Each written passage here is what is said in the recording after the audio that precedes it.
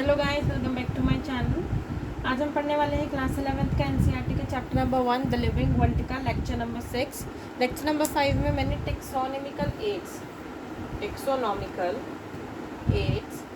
पढ़ाना शुरू कर दिया था। ठीक है, मतलब कि टेक्सोनॉमिकल एड्स का मैं लगभग आपको एक इंट्रोडक्शन किया था कि टेक्सोनॉमिकल एड्स का मतलब होता है जो आपको आसानी प्रोवाइड करे। ठीक है, जैसे फर्स्ट एड, तो फर्स्ट एड में जब आपको चोट लग जाता है तो फर्स्ट एड में सामान्यतः जिससे आप अपनी चोट को ठीक कर सकते हैं, उसी प्रकार से टेक्सोनॉमिकल एड्स के एक प्रकार के एड्स जिससे कि आप क्या कर सकते हो, स्पीशीज़ को और अच्छे से जान सकते हो, उनके बीच में रिलेशनशिप जान सकते हो, वो होता है। टेक्सोनॉमिकल एड्स की अगर हम शुरुआत की तो मैंने कहा था टेक्सोनॉमिकल एड्स में मतलब क्या लगभग 6 से 7 प्रकार की चीज़ें आती हैं। सबसे पहले टेक्सोनॉमिकल एड की बात करेंगे जो कि होता है हर्बेरियम। ठीक है, क्या होता है हर्बेरियम के बारे में मैंने पिछली क्लास में भी आपको बता दिया था, मैं फिर से बताऊंगी हर्बेरियम के बारे में। तो सबसे पहले स्टार्ट करेंगे विद हर्बेरियम। ठीक है, हर्बेरियम सबसे पहला टेक्सोनॉमिकल एड होता है। हर्बेरियम के बारे में आपको क्या बताना चाहिए। देखो, हर्बेरियम का मतलब पता क्या होता है, मैं सिंपल भाषा में बताती हूँ। हर्बेरियम का मतलब क्या है कि ऐसे ना, मतलब आप बहुत सारे जो स्टेट्स होते हैं उसमें ऐसे कुछ कमरेज टाइप बने होते हैं जिसमें क्या होता है, हर्बेरियम शीट्स होती हैं। इतनी बड़ी बड़ी हर्बेरियम शीट्स होती हैं जिसमें आप अपने प्लांट को लेते हो। इस प्लांट को यहाँ पर आपने चिपका दिया, ठीक है, डेड प्लांट को चिपका दिया, यहाँ पर उसका डिस्क्रिप्शन होता है। इस प्रकार से कुछ हर्बेरियम शीट्स होते हैं और उनका ऐसे अलमारियों में उसे पाइल करके लगाया होता है। ठीक है, ऐसे पाइल करके बहुत सारी अलमारियाँ होती है, उसके अंदर हर्बेरियम शीट्स को पाइल करके लगाया होता है according to the universally accepted system of classification, जो कि बेंथम और हूवर करेगा। ठीक है, ये सब थोड़ा एक्स्ट्रा हो गया, पर आपको इतना याद रखना है कि इनको पता है अल्फ़ाबेट, मतलब कि आप कह सकते हैं यूनिवर्सली सिस्टम ऑफ क्लासिफिकेशन के हिसाब से नहीं लगाया गया होता है हर्बेरियम की शीट्स को। अब आप बताइए कि हर्बेरियम शीट्स को इस तरीके से लगाया जा रहा है, तो इस तरीके से क्यों लगाया जा रहा है। आपको पता है कि मान लीजिए आपको कोई न्यू स्पीशीज़ मिली और न्यू स्पीशीज़ लेके क्या है कि आपसे कह सकते हैं कि सबसे फास्ट कोई चीज़ आपको बता देती है, मतलब कि क्विक रेफरल सिस्टम, आप उससे रेफर कर सकते हैं कि आपने कोई नई स्पीशीज़ ढूंढी है या फिर पुरानी ही ढूंढ ली है। ठीक है, ऐसे भी हो सकते हैं ना, पुरानी स्पीशीज़ में भी कुछ चेंजेस आ जाते हैं और आपको लगता है कि वो नई स्पीशीज़ बन गई है। ठीक है, नई लेकिन ऐसा कुछ नहीं होता। तो आप क्या कर सकते हो, अगर आपको कोई नई स्पीशीज़ मिली तो आप डायरेक्ट हर्बेरियम में जाइए। ठीक है, herbarium as a quick referral system की तरह काम करेगा। उसमें जहाँ भी मान लीजिए आप अंदर गए, ठीक है, अंदर लिखा हुआ है सोलेनम में भी बहुत सारी चीज़ें आती है, जैसे ब्रिंजल आता है, मैंने आपको बताया था ना, सोलेनम में ब्रिंजल भी आता है, मकोई भी आता है, पोटैटो भी आता है। तो ये तीनों चीज़ें आती है। तो उसमें फिर पोटैटो के सेक्शन में जाना कि भाई मेरे को एक नया पोटैटो मिला है, तो इस तरीके से आप चेक कर सकते हो कि, तो इसलिए हर्बेरियम शीट्स क्या है, एक क्विक रेफरेंस सिस्टम की तरह काम करते हैं। अब आपको पता होना चाहिए कि हर्बेरियम में आखिर में हम करते क्या है। तो देखो, हर्बेरियम में हम क्या करते हैं, सबसे पहली बात यहाँ पर डेड प्लांट स्पेसिमेंट्स होते हैं, डेड प्लांट स्पेसिमेंट्स होते हैं, डेड प्लांट स्पेसिमेंट्स होते हैं, डेड प्लांट स्पेसिमेंट्स होते हैं। सबसे पहले तो आपसे यही पूछा जाएगा कि हर्बेरियम में क्या चीज़ होती है, प्लांट्स और एनिमल्स दोनों होती हैं या सिर्फ प्लांट्स होते हैं। हर्बेरियम के अंदर सिर्फ और सिर्फ प्लांट्स होते हैं, हर्बेरियम के अंदर सिर्फ और सिर्फ प्लांट्स होते हैं। तो हर्बेरियम के अंदर अगर पूछे तो हर्बेरियम के अंदर सिर्फ और सिर्फ प्लांट्स होते हैं, dead plant specimens that are dried, आप कह सकते हैं that are dried, pressed, with a dried, pressed and preserved, DPP। मैंने आपको बताया था ना, DPP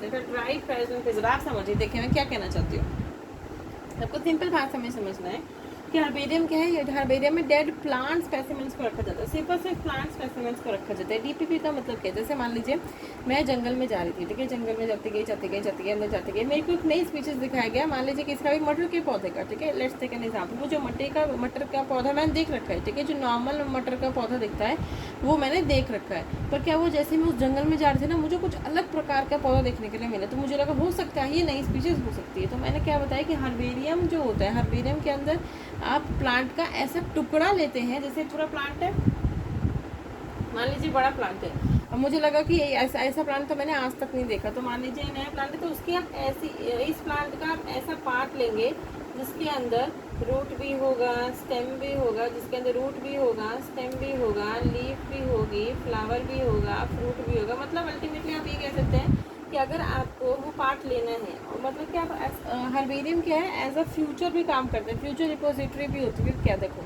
आने वाले जो धीरे धीरे 50 साल बाद 100 साल बाद क्या होगा, हो सकता है वो प्लांट ना पाए जाए, हो सकता है वो स्पीशीज एक्सटिंक्ट हो जाए। लेट्स टेक एन एग्जांपल कि मान लो जो पोटैटो था वो एक्सटिंक्ट हो गया, ठीक है, आलू जो है एक्सटिंक्ट हो गया। अब जो आने वाली जनरेशन है जो पता ही नहीं चलेगा कि आलू दिखता कैसे था, उनके अंदर फ्रूट्स कैसे लगते थे, सीड्स कैसे लगते थे, फ्लावर कैसे होते थे। तो इसीलिए ये उनकी तरह भी काम करेंगे कि यहाँ पर बच्चे आएंगे, देखेंगे कि इस प्रकार का, अच्छा इस प्रकार का फूल था। अब क्या रखना है कि हर्बेरियम के अंदर डेड प्लांट स्पेसिमेंट्स होता है दैट आर ड्राइड, ठीक है, आप सुखा के रखोगे। आपको क्या करना है, मान लीजिए मैं जंगल में गई थी, मैंने बोला था कि आपने क्या किया, जो आपने प्लांट देखा ना किसी का भी, वैसे छोटे छोटे उसके प्लांट्स होते हैं पी के मटर के, तो आपने क्या किया, उसमें से एक ऐसी डंटी या ऐसा कोई पार्ट निकाला जिसके अंदर फ्लावर भी था, फ्रूट भी थी, फ्लावर भी दिख रहा है, फ्रूट भी दिख रहा है, जिसके अंदर स्टेम्स भी दिख रही है और लीव्स भी दिख रही है, ठीक है, मैं निकाल तो लिया, मान लीजिए ऐसे करके मैंने वो पार्ट निकाल लिया, ठीक है, छोटी सी डंडी थी, लगभग छोटी सी डंडी थी, वो मैंने निकाल दी। अब मैं क्या करूँगी, हर्बेरियम शीट के अंदर रखने के लिए कि आप खुद ही सोचिए कि हर्बेरियम शीट्स में क्या ऐसे होगा कि मैं जंगल से लेके आई, ठीक है, जंगल से लेके आई, ये जो प्लांट का स्पेसिमेन था, जो प्लांट का स्पेसिमेन था वो मैं लेके आई, तुरंत मैंने हर्बेरियम शीट के ऊपर उसे लगा दिया, ऐसा तो नहीं होता है। तो आपको कुछ स्टेप्स को फॉलो करना होता है। सबसे पहले आप क्या करेंगे, जो आप हर्बेरियम शीट्स लेके आए हो ना, उसका आप ड्राई करोगे। क्या करोगे, ड्राई करोगे, क्योंकि आप गीला ही, मतलब वो अभी गीले की फॉर्म में, थोड़ा बहुत तो मॉइस्चर उसके अंदर होगा, पत्तियों के अंदर थोड़ा बहुत तो मॉइस्चर होगा। अगर उसके मॉइस्चर है तो अगर आप उसको पता है बुक के अंदर, अगर आप उसको ऐसे बुक के अंदर डाल के रख दोगे तो उसके अंदर क्या लग जाएंगे, कीड़े लग जाएंगे। आपने नोटिस किया होगा उसके अंदर क्या लग जाएंगे, कीड़े लग जाएंगे। तो कीड़े लगने से बचाने के लिए, क्योंकि इसको 100 सालों के लिए, 50 सालों के लिए हमें क्या करना है, प्रिजर्व करके रखना है, ठीक है, प्रिजर्व करके रखना है, ठीक है, प्रिजर्वेशन करनी है इन प्लांट स्पेसिमेंट्स की। तो सबसे पहले आपको क्या करना पड़ेगा, इन्हें सुखाना पड़ेगा, ड्राई करना पड़ेगा। आप क्या करिए, इनको ड्राई कर दिए, फिर प्रेस कर दीजिए, फिर प्रिजर्व कर दीजिए। ड्राई कर दीजिए सबसे पहले, मान लीजिए धूप में जाकर सुखा दिया। आप क्या कीजिए, फिर प्रेस का मतलब आप क्या 2 न्यूज़पेपर ले लीजिए, 2 न्यूज़पेपर के बीच में आप उसको ना प्रेस करेंगे तो उसके अंदर जितना भी एक्सटर्नल वाटर रह गया है वो निकल जाएगा, और फिर प्रिजर्व कर दीजिए। साथ ही साथ आपको उसके अंदर Hg2 मर्क्यूरिक क्लोराइड, ठीक है, मर्क्यूरिक क्लोराइड Hg2 और Cl2 भी मिलाना होता है। एज अ प्रिजर्वेटिव की तरह ये काम करता है, पर ये कोई इतना इंपॉर्टेंट नहीं है, एज अ प्रिजर्वेटिव की तरह वो काम करता है। आप उसे मिला सकते हैं जिससे ये सालों तक रहे, ठीक है, सालों तक रहे। तो समझ में आया कि हर्बेरियम में क्या होता है, इसको मैं मिटा देती हूँ, रब कर देती हूँ। हर्बेरियम में क्या होता है, ड्राइड, प्रेस्ड, प्रिजर्व्ड। आपको इसी ऑर्डर में याद करना है कि dried, pressed and preserved, dried, pressed and preserved, dried, pressed and preserved, यानी कि DPP। फिर मैंने आपको क्या बोला, मैंने आपको बोला ये as a quick referral system की तरह काम करता है। क्विक रेफरल सिस्टम की तरह काम करता है, क्योंकि क्या, जैसे मेरे को एक नया स्पेसिमेन मिला, नया प्लांट का स्पेसिमेन क्या मिला, मैं जल्दी से मेरे स्टेट में जो भी हर्बेरियम होगा वहाँ पर जल्दी से जाके, या मान लीजिए ज़रूरी नहीं है कि हर एक स्टेट में हर्बेरियम हो, पर जिस भी स्टेट में हर्बेरियम होगा उसको मैं जल्दी से जाके चेक तो कर सकती हूँ ना। तो ऐसे क्विक रेफरल सिस्टम की तरह काम करता है। दूसरा ये फ्यूचर रिपोजिटरी होता है। फ्यूचर रिपोजिटरी मैंने बोला था ना कि मान लीजिए आने वाले, मान लीजिए आपके जो टमाटर है वही एक्सटेंट हो गया, फ्यूचर रिपोजिटरी होता है। क्या होता है, फ्यूचर रिपोजिटरी होता है फॉर फर्दर यूज़ के लिए, फ्यूचर रिपोजिटरी होता है फर्दर यूज़ के लिए। 50 साल के बाद अगर जो न्यू जनरेशन में देखना कि भाई आलू कैसे दिखती थी, टमाटर कैसे दिखते थे, क्योंकि वो दिन तो एक्सटेंट हो चुके हैं, तो उसे देखने के लिए वो क्या करेंगे, आगे जब भी उन्हें फ्यूचर रिपोजिटरी की तरह काम करेगा हर्बेरियम, वहाँ पर जाएंगे, ठीक है, वहाँ पर जाने के बाद हम क्या करेंगे, देख लेंगे कि ऐसे इस प्रकार का आलू का पेड़ दिखता था, इस प्रकार से टमाटर का पेड़ दिखता था, ठीक है। अब आपको हर्बेरियम शीट्स की लेंथ और उन सब चीज़ों के बारे में पता होना चाहिए। देखिए जो हर्बेरियम शीट्स की लेंथ है वो इतनी ज़्यादा इंपॉर्टेंट नहीं है, पर हर्बेरियम शीट्स में किस तरीके से चीज़ों को लिखा जाता है वो ज़्यादा इंपॉर्टेंट है। जैसे मैंने बोला कि आपको क्या होगी, हर्बेरियम शीट्स होंगी और अलमारियों के अंदर उसे क्या करा गया, स्टेक करके रखा गया होगा। जैसे मतलब कि कमरा है उसके अंदर मतलब बहुत सारे ऐसे करके ना अलमारियाँ पैरेलली लगी होंगी और उसमें लगभग थाउजेंड्स ऑफ ऐसे लाइन से स्टेज करके जो है हर्बेरियम शीट्स को रखा गया होगा। आप देखोगे अगर आप किसी हर्बेरियम, आप गूगल पे भी हर्बेरियम को किसी हर्बेरियम की आप फोटो देख सकते हो, ठीक है। आपको पता होना चाहिए कि वो जो हर्बेरियम शीट होती है, ठीक है, वो जो हर्बेरियम शीट होती है उसके ऊपर क्या क्या लिखा होता है। सबसे पहले मैंने बोला कि आप अपने प्लांट स्पेसिमेंट्स को लोगे, उसको ड्राइड, प्रेस एंड प्रिजर्व करके ऐसा आपने शीट पर लगा दिया। अब अगर आपने शीट पर लगा दिया तो यहाँ पर नीचे कॉर्नर में कुछ डिस्क्रिप्शन भी लिखा होता है। आपको पता होना चाहिए कि उसमें क्या क्या चीज़ें लिखी होती हैं, ठीक है।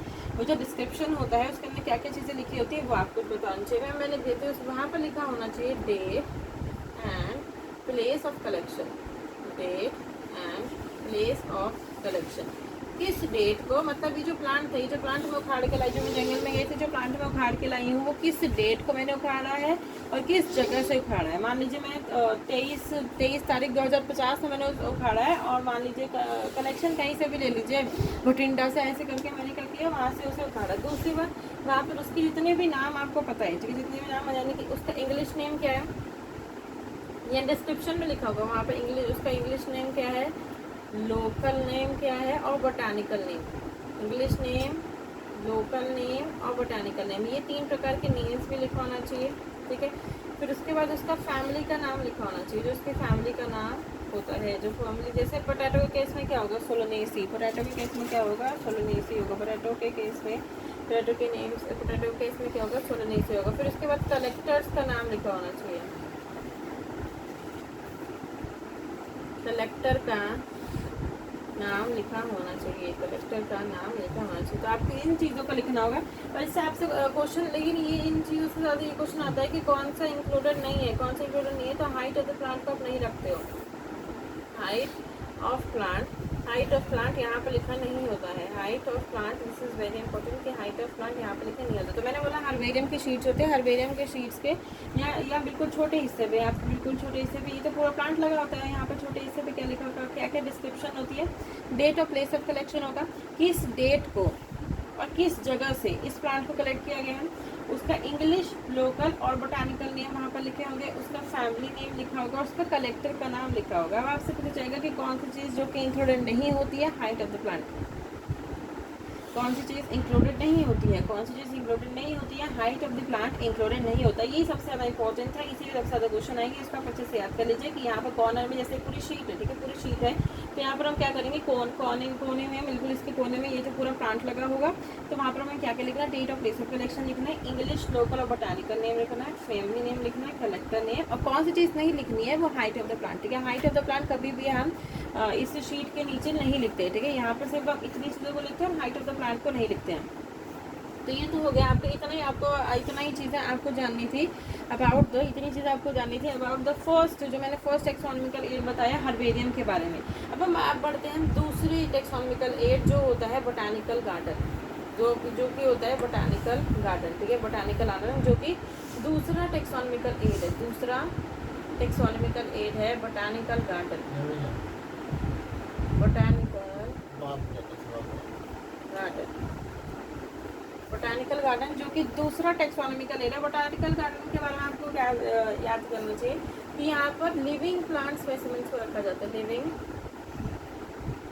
प्लांट स्पेसिमेंट्स को रखा जाता है, लिविंग प्लांट स्पेसिमेंट्स को रखा जाता है। तो हर्बेरियम और बोटानिकल गार्डन में क्या डिफरेंसेस हुए, बोटानिकल मतलब कि आप बोलना चाहिए कि हर्बेरियम और बोटानिकल गार्डन में क्या डिफरेंसेस हुए। हर्बेरियम के अंदर आप डेड प्लांट स्पेसिमेंट्स को रखते हो, ठीक है, वो आप जो भी प्लांट आप उखाड़ के लाते हैं ना, आप उसे मार देते हो, ठीक है, G2Cl2 मिला दिया आपने, उसको मार दिया, ठीक है, मारने के बाद। लेकिन बोटानिकल गार्डन में लिविंग प्लांट स्पेसिमेंट्स को रखते हो, ठीक है, वहाँ पर उन्हें कंजर्व करके, जैसे मान लीजिए कोई भी स्पीशीज एक्सटिंक्ट होने वाली है, ठीक है, कोई भी स्पीशीज एक्सटिंक्ट होने वाले जिसकी बहुत ज़्यादा इंपॉर्टेंस है, तो उन प्लांट्स को आप निकाल के एग्जिट कंजर्वेशन होगा, आप अलग अलग जगहों से निकाल के उसी बोटानिकल गार्डन में लेके आएंगे। तो यहाँ पे लिविंग प्लांट स्पेसिमेंट्स को कंजर्व करके रखा जाता है, लिविंग प्लांट स्पेसिमेंट्स को कंजर्व करके रखा जाता है फॉर आइडेंटिफिकेशन पर्पस के लिए। तो आपको याद रखना है कि लिविंग प्लांट स्पेसिमेंट्स को आप क्या करोगे, लिविंग प्लांट स्पेसिमेंट्स को क्या करोगे, आप कंजर्व करके रखोगे।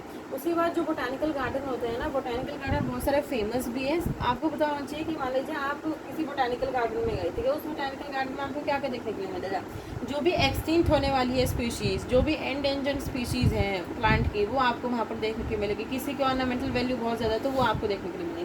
जैसे मान लीजिए कोई पेड़ है, ठीक है, कोई पेड़ है जो कि एक्सटिंक्ट होने वाला है, तो पता क्या होगा, यहाँ पर जैसे थोड़ा बड़ा बनाते हैं, मान लीजिए ऐसे पेड़ है, ठीक है, ऐसे पेड़ है, तो पेड़ के यहाँ पर ऐसे बोर्ड लटका होगा, ठीक है। आप जब भी बोटानिकल गार्डन में देखने के लिए जाएंगे तो पेड़ के यहाँ पर एक बोर्ड लटका होगा। अब आपसे पूछा जाएगा कि उस बोर्ड के ऊपर किस किस चीज़ों के बारे में लिखा होगा, तो उस बोर्ड के ऊपर उस प्लांट का बोटानिकल या फिर साइंटिफिक, बोटानिकल या साइंटिफिक नेम एक ही बात है, तो बोटानिकल या फिर उसका साइंटिफिक नेम, बोटानिकल या फिर उसका साइंटिफिक नेम लिखा होगा। जो भी प्लांट है उसका बोटानिकल और साइंटिफिक नेम लिखा होगा और उसका फैमिली नेम पता होगा और उसका फैमिली नेम लिखा होगा।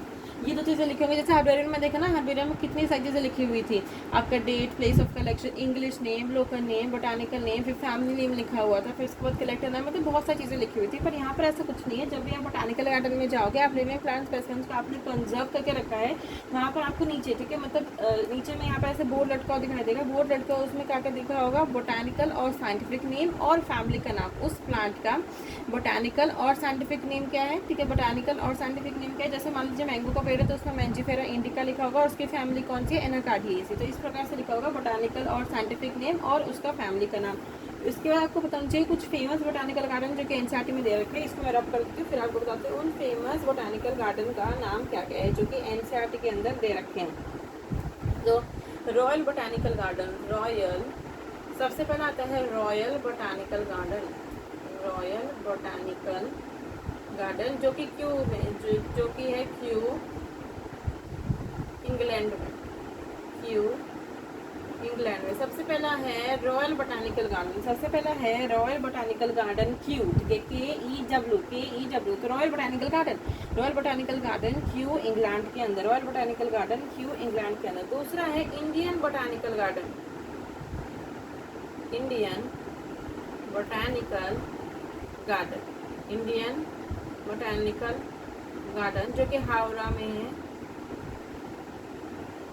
इंडिया, और हावड़ा का है, कोलकाता में, ठीक है, कोलकाता में। नेक्स्ट आता है national botanical, national botanical research institute, research institute जो कि कहाँ पर है, लखनऊ में है, इंडिया में, लखनऊ में है, इंडिया में। ये तीन सबसे ज़्यादा इंपॉर्टेंट है और इन तीन पे क्वेश्चन आएगा। ऐसा नहीं कि आपको इन तीनों को आपको लोन करना है, ठीक है, इन तीनों को आपको क्या करना है, लोन करना है। तो आपको पता होना चाहिए कि रॉयल बोटानिकल गार्डन क्यों इंग्लैंड में होता है, royal botanical garden, royal botanical garden कहाँ होता है, क्यों इंग्लैंड में होता है, रॉयल बोटानिकल गार्डन कहाँ होता है, क्यों इंग्लैंड में होता है। दूसरा क्या है, इंडियन बोटानिकल गार्डन, आपको नाम अच्छे से याद होना चाहिए। इंडियन बोटानिकल गार्डन हावड़ा में है, हावड़ा कहाँ है, कोलकाता में, हावड़ा कहाँ है, कोलकाता, इंडिया में। तो Indian botanical garden Howrah India में है। National botanical research institute Lucknow India में, national botanical research institute, national botanical research institute, national botanical research institute, national botanical research institute जो कि लखनऊ में है और इंडिया में। आगे बढ़े, ठीक है, इतनी चीज़ें आपको बोटानिकल गार्डन के बारे में पता होना चाहिए। बोटानिकल गार्डन में लिविंग प्लांट स्पेसिमेन को पाया जाता है, ये तीन नाम पता होना चाहिए, और जो बोर्ड होता है उसके ऊपर साइंटिफिक या बोटानिकल नेम लिखा होता है और फैमिली का नेम लिखा होता है, ठीक है। दूसरा आपका टेक्सोनॉमिकल एड हो गया। अब हम बात करेंगे अब तो तीसरा टेक्सोनॉमिकल एड जो हो रहा है म्यूजियम, ठीक है। म्यूजियम के बारे में तो सभी ने नाम सुना होगा, म्यूजियम के बारे में, ठीक है, म्यूजियम के बारे में। तो तीसरा टेक्सोनॉमिकल एड आता है म्यूजियम, तीसरा टेक्सोनॉमिकल एड आता है म्यूजियम, ठीक है, म्यूजियम। अब आपसे पूछा जाए कि म्यूजियम के अंदर आप क्या करते हो, ठीक है, म्यूजियम के अंदर प्लांट एंड एनिमल स्पेसिमेंट्स दोनों होते हैं। ये चीज़ आपको पता होना चाहिए कि प्लांट एंड एनिमल स्पेसिमेंट्स दोनों ही रखे जाते हैं डेड, ठीक है, कोई लिविंग नहीं रखा जाता, डेड रखा जाता है। तो प्लांट एंड एनिमल स्पेसिमेंट्स को प्रिजर्व करके, प्लांट एंड एनिमल स्पेसिमेन को प्रिजर्व करके, प्रिजर्व इंपॉर्टेंट है, कंजर्व आप लिविंग, ठीक है, कंजर्व का मतलब है आप लिविंग, वो जो एनिमल है, वो जो प्लांट है, वो अपनी लिविंग स्टेट में है, तब आप उसे बचा रहे हो, ठीक है, तब उसका बचाव कर रहे हो। पर यहाँ पे क्या प्रिजर्व का मतलब, जो वो मर चुके हैं तो उसको आपने मरने के बाद वाली को प्रिजर्व कहते हैं। तो म्यूजियम के अंदर क्या है, प्लांट एनिमल स्पेसिमेंट्स आप दोनों को रखते हो, ठीक है, ऐसा नहीं है कि सिर्फ प्लांट को रखोगे, सिर्फ एनिमल को रखोगे, आप प्लांट एंड एनिमल स्पेसिमेंट्स दोनों को रखते हो म्यूजियम के अंदर। सबसे ज़्यादा इंपॉर्टेंट चीज़ कि प्लांट और एनिमल स्पेसिमेंट्स दोनों को ही रखा जाता है, प्लांट एंड एनिमल स्पेसिमेंट्स दोनों को ही रखा जाता है, ठीक है। म्यूजियम के अंदर प्लांट एंड एनिमल स्पेसिमेंट्स दोनों को रखा जाता है। अब ये जो प्लांट और एनिमल स्पेसिमेंट्स है उसको आप कहाँ पर, किसके अंदर रखोगे, प्रिजर्व किसके अंदर करोगे, आप जार्स के अंदर करोगे और प्रिजर्वेटिव सॉल्यूशंस के अंदर। तो जार्स और इन प्रिजर्वेटिव सॉल्यूशन के अंदर, प्रिजर्वेटिव सॉल्यूशंस के अंदर। कैसे, मैंने क्यों बोला ऐसे, देखो आपने अपने स्कूल में देखा होगा, स्कूल में लिजर्ड होती है, ठीक है, स्कूल में लिजर्ड आपकी स्टारफिश को फॉर्मेलिन के अंदर, ठीक है, इस प्रकार से बोतल होती है, इस प्रकार से बोतल होती है, उसके अंदर आपका जो मतलब कि प्लांट या एनिमल स्पेसिमेंट्स को स्कूल में रखा होता है फॉर स्टडी रेफरेंस के लिए, जो प्रैक्टिकल्स होते हैं उसके लिए। तो यहाँ पर क्या होता है, आप क्या करते हो, उनको जार में रखते हो, प्रिजर्वेटिव सॉल्यूशन में रखते हो। प्रिजर्वेटिव सॉल्यूशन कौन सा होता है, फॉर्मलिन होता है। प्रिजर्वेटिव सॉल्यूशन कौन सा होता है, फॉर्मलिन, फॉर्मलडेहाइड, जो कि क्या होता है, उसे गलने नहीं देता, ठीक है, गलने नहीं देता, जो कि उसे प्रिजर्व करके रखता है। जो भी प्लांट है, एनिमल का स्पेसिमेंट्स है, हड्डियाँ, उन्हें वो क्या करेगा, गलने नहीं देगा। अब दूसरी चीज़ आपको पता होनी चाहिए कि जो लार्जर एनिमल्स है, ठीक है, इतनी चीज़ लिख लीजिए, यहाँ पे लिख देती हूँ। जो लार्जर एनिमल्स है, ठीक है, जैसे टाइगर हो गया, लायन हो गया, एलिफेंट हो गया, जो भी लार्जेस्ट एनिमल्स होंगे उसका आप क्या करोगे, आपसे पूछा जाएगा कि लार्जर एनिमल्स के अंदर आप क्या करते हो, तो आप अच्छे से सुन लीजिए। मैंने बोला कि प्लांट और एनिमल का स्पेसिमेंस रखा जाता है, यहाँ पर प्रिजर्वेशन होता है, ठीक है। दूसरी बात आप क्या करोगे, जैसे जो छोटे छोटे एनिमल्स है, स्टारफिश हो गई, ठीक है, जो बहुत छोटे छोटे एनिमल्स है, ज़्यादा बड़े नहीं है, उन्हें आप क्या करोगे, जार्स के अंदर और प्रिजर्वेटिव सॉल्यूशन फॉर्मेलिन के अंदर बंद करके रख दोगे। पर जो बड़े बड़े एनिमल्स है, जैसे एलिफेंट होगा तो बहुत बड़ा है, अगर आपसे कोई बोले कि एलिफेंट को प्रिजर्व करो जार के अंदर, तो आप सोचिए कि अगर आपको एलिफेंट को प्रिजर्व भी करना है तो आपको जार भी कमरे के बराबर चाहिए, ठीक है, जिसमें बहुत ज़्यादा पैसे लगेंगे। साथ ही साथ उतना ही ज़्यादा अमाउंट में आपको फॉर्मलिन सॉल्यूशन भी चाहिए, तो उतने पैसे किसके पास है। इसलिए आप क्या करते हो ना, जो भी बड़े बड़े एनिमल्स, जैसे मान लीजिए हाथी का एग्जाम्पल लेते हैं, ठीक है, हाथी जो बड़े जितने भी आपके बड़े बड़े एनिमल्स दिखाई देंगे, उसमें उनके केस में आप क्या करोगे, आपको ये करना है उसके अंदर का जितना भी माल मसाला है, ठीक है, जो भी उसके आप क्या करोगे, उसके अंदर का जितना भी माल मसाला है वो सारा के साथ निकाल दोगे, उसके अंदर रुई या भूसा भर दोगे, ठीक है, रुई या भूसा भर दोगे, तो वो स्केलेटन, तभी उसे स्केलेटन कहा जाता है, और उस प्रकार से लार्जर एनिमल्स को म्यूजियम के अंदर रखा जाता है, आपने खुद भी देखा होगा। नेक्स्ट चीज़ आपको पता होना चाहिए कि इंसेक्ट्स का प्रिजर्वेशन वहाँ पर कैसा होता है, इंसेक्ट्स का प्रिजर्वेशन, क्योंकि इंसेक्ट्स भी एनिमल्स में आते हैं, तो आपको पता होना चाहिए कि इंसेक्ट्स का प्रिजर्वेशन वहाँ पर कैसे होता है। तो इंसेक्ट्स के लिए आपको याद रखना है CKP का मतलब क्या है, देखो इंसेक्ट्स में क्या होगा, मान लीजिए मैं बटरफ्लाई पकड़ के लाई और बटरफ्लाई को मेरे को क्या करना है, प्रिजर्व करके अपने म्यूजियम के अंदर रखना है, तो मैं क्या करूँगी, ठीक है, प्रिजर्व, पहली बात इंसेक्ट जो है वो मर चुका होगा, फिर मैं क्या करूँगी, इंसेक्ट के बॉक्सेज आते हैं, क्या आते हैं, इंसेक्ट के बॉक्सेस, अच्छे से सुन लीजिए, इंसेक्ट के बॉक्सेज आते हैं, ठीक है, छोटे छोटे बॉक्सेज होते हैं, उसमें आप क्या करोगे, सबसे पहले आपने क्या किया, CKP का मतलब है सबसे पहले आपने इंसेक्ट को कलेक्ट किया, फिर उसको किल कर दिया, ठीक है, सबसे पहले आपने क्या किया, इंसेक्ट को कलेक्ट किया, फिर उसको किल कर दिया, फिर उसको पिन कर दिया। ऐसे देखो इतने बड़े बड़े आपके इंसेक्ट के बॉक्सेस होते हैं, मान लीजिए बटरफ्लाई है, ठीक है, ये हो गई बटरफ्लाई, ये हो गई बटरफ्लाई, ठीक है, मान लीजिए ये हो गई बटरफ्लाई, तो आपने क्या किया, सबसे पहले उसे कलेक्ट किया, फिर उसको किल कर दिया, किल करने के बाद यहाँ पर छोटी छोटी पिन्स आती हैं, यहाँ पर आप क्या कर दोगे, ऐसे करके पिन लगा दोगे और ये होगा इंसेक्ट बॉक्स। तो आपको क्या पता होना चाहिए, आपको इसको मैं पहले नीचे वाला रब कर देती हूँ, आपको क्या पता होना चाहिए कि इंसेक्ट्स के लिए आप क्या करते हो, ये 3 प्रोसेस को फॉलो करते हो। सबसे पहले होता है कलेक्टिंग, सबसे पहले आप कलेक्ट करोगे, फिर पिनिंग कर दोगे, ठीक है, कलेक्टिंग, फिर pinning, sorry killing, collecting, killing, और आप क्या कर दोगे, पिनिंग। CKP का मतलब यही होता है, कलेक्ट करो, किल करो और पिनिंग कर दो, किसके अंदर, ये सब आप क्या कर दोगे, फिर उसको इंसेक्ट बॉक्सेस के अंदर डाल दोगे, इंसेक्ट बॉक्सेस के अंदर, इंसेक्ट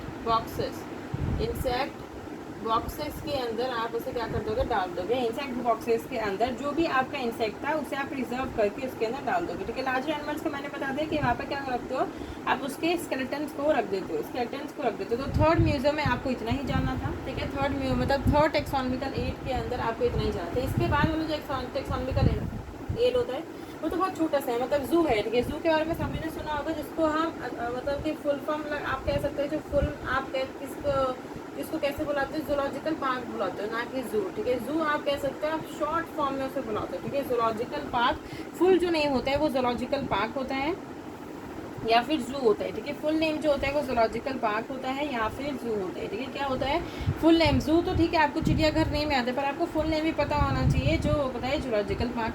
अब आपने देखा होगा ना कि वहाँ पर बहुत सारे जानवर को रखा जाता है, ठीक है, बहुत सारे जानवरों को क्या करा जाता है, रखा जाता है, वाइल्ड एनिमल्स को वहाँ पर क्या करते हैं, वाइल्ड एनिमल्स को कंजर्व करके रखते हैं, वाइल्ड, देखिए वहाँ पर क्या करते हैं, वाइल्ड एनिमल्स को कंजर्व करके रखा जाता है, ठीक है, कंजर्व करके रखा जाता है, कैसे, देखो उनके एनवायरनमेंट में, वाइल्ड एनिमल्स में, जैसे जो टाइगर होता है, टाइगर के लिए प्रॉपर एक केज बनाई होती है, ठीक है, एक गुफा बनाई होती है, इस तरीके से उसके जो जिस एनवायरनमेंट में वो जंगल के अंदर रहता है उसी प्रकार का एनवायरनमेंट यहाँ पर रखा जाता है, ये प्रकार का एक्सटिंक्ट कंजर्वेशन होता है, ठीक है। जू में क्या होता है, अलग अलग जगहों से जो चीज़ें एक्सटिंक्ट होने वाली है उन्हें जू में लाके रखा जाता है, उनको जिस तरीके से उन्हें जंगल में खाना मिलता है उस तरीके से उन्हें खाना दिया जाता है, और पूरी कोशिश करते हैं कि उन्हें एक्सटिंक्ट होने से बचा सके। तो जूलॉजिकल पार्क में क्या होता है, वाइल्ड एनिमल्स को रखते हो, ठीक है, आप पालतू जानवरों को नहीं रखते हो, वाइल्ड एनिमल्स को वहाँ पर रखते हो, वाइल्ड एनिमल्स को रखते हो ताकि आप उन्हें क्या कर सकते हो, कंजर्व कर सको, उन्हें प्रोटेक्टिव एनवायरमेंट रखोगे। जिस एनवायरमेंट में वो जंगल में रहा करते थे, जिस एनवायरमेंट में वो जंगल में रहा करते थे, उसी एनवायरमेंट में आप उनको यहाँ पर रखते हो, ठीक है। आपको इतनी चीज़ें पता होनी चाहिए कि जूलॉजिकल पार्क के बारे में तो अगर क्वेश्चन भी आएगा तो आप बहुत इजीली आंसर कर दोगे, क्योंकि वो आपने पहले से पढ़ रखा है, ठीक है, या फिर आपने देख भी रखा है जूलॉजिकल पार्क के बारे में। तो जू के बारे में आपको बताना चाहिए कि आप पालतू जानवरों को नहीं रखते कि आपकी जो बिल्ली है उसे जाके जूलॉजिकल पार्क के अंदर, क्योंकि वो एक्सटिंक्ट नहीं है, जो एक्सटिंक्ट होने वाली है, ठीक है, आप उनको वहाँ पर रखते हो, ठीक है, जो एक्सटिंक्ट होने वाली है आप क्या करते हो, उनको वहाँ पर रखते हो। वाइल्ड एनिमल्स को रखोगे वहाँ पर, उन्हें कंजर्व कर दोगे। तो मैंने 4 प्रॉपर आपको पढ़ा दिए। सबसे पहले मैंने आपको पढ़ाया हर्बेरियम के बारे में, ठीक है, हर्बेरियम के बाद बोटानिकल गार्डन, ठीक है, सबसे पहले मैंने आपको बताया हर्बेरियम के बारे में, फिर botanical garden, third is museum and चौथा इज जूलॉजिकल पार्क। अब आपका लास्ट वाला रह रहा है जो होता है की को हम नेक्स्ट क्लास में कवर करेंगे, ठीक है, की छोटा सा टॉपिक है, पर की के साथ साथ कुछ बुक्स का नाम भी है जो आपको बताना चाहिए। तो इसके बाद लेक्चर नंबर 7 में आपका पूरा का पूरा चैप्टर एंड हो जाएगा। वो लगभग 15 से 20 मिनट का लेक्चर होगा। इस लेक्चर हम इतने रखते हैं। मैं टेक्सोनॉमिकल एड 4 बता दिए, एक लास्ट वाला टेक्सोनॉमिकल एड रह रहा है की, और 4 प्रकार की जो बुक्स होती हैं वो रह रही है, तो उसको हम लेक्चर नंबर 7 में कंप्लीट करेंगे। At the end please subscribe to my channel. आप ज़्यादा से ज़्यादा इसे शेयर करिए, लाइक करिए। Thank you.